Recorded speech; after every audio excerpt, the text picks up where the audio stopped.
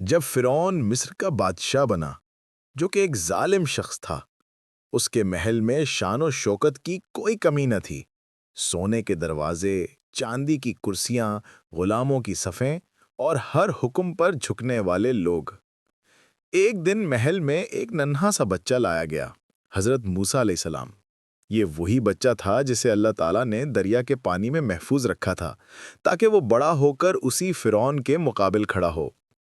فرعون کی بیوی آسیہ کے اصرار پر وہ بچے کو محل میں رکھنے پر مجبور ہو گیا، چنانچہ وہ بچہ محل میں پرورش پانے لگا۔ ایک دن موسیٰ علیہ السلام کھیلتے کھیلتے فرعون کے تخت کے قریب پہنچ گئے۔ فرعون اپنے غلاموں اور وزیروں کے ساتھ بیٹھا تھا، غرور کے نشے میں۔ موسیٰ علیہ السلام معصومیت سے آگے بڑھے، فرعون کی داڑھی پکڑی اور ننھے ہاتھ سے تھپڑ مار دیا۔ محل میں سناٹا چھا گیا، سب کے چہرے زرد ہو گئے۔ فرعون غصے سے کانپنے لگا، یہ بچہ میری داڑھی پکڑتا ہے، یہ تو میرا دشمن ہے، اسے فوراً قتل کرو۔ لیکن اسی وقت آسیہ علیہ السلام آگے بڑھیں۔ انہوں نے کہا، اے بادشاہ، یہ تو صرف ایک بچہ ہے، ابھی سمجھ نہیں رکھتا۔ اگر تو چاہے تو اس کی آزمائش لے لے، دیکھ لیتے ہیں کہ کیا یہ شعور رکھتا ہے یا نہیں۔ فرعون نے کہا، ٹھیک ہے، دیکھتے ہیں یہ بچہ کیسا ہے۔ پھر اس نے حکم دیا کہ 2 تشت لائے جائیں، ایک میں چمکتے ہوئے جواہرات اور موتی اور دوسرے میں جلتے ہوئے انگارے۔ سب کی نظریں اس منظر پر جم گئیں۔ بچے کو سامنے لایا گیا۔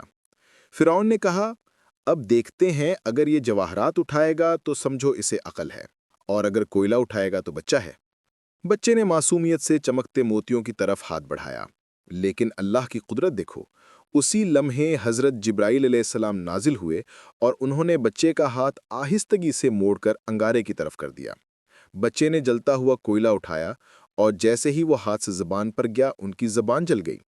بچے کی زبان جل گئی اور آنکھوں سے آنسو جاری ہو گئے۔ اب فرعون نے سکون کا سانس لیا، یہ تو بچہ ہی ہے، اسے کچھ سمجھ نہیں۔ اور یوں اللہ تعالیٰ نے اپنے نبی کو محفوظ فرما لیا۔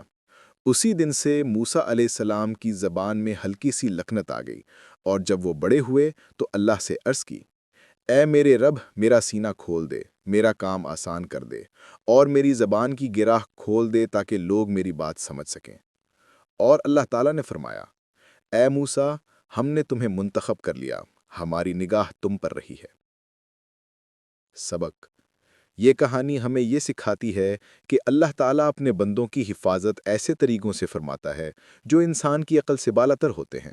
جو اس پر بھروسہ کرتا ہے، اس کا دشمن بھی اس کا کچھ نہیں بگاڑ سکتا۔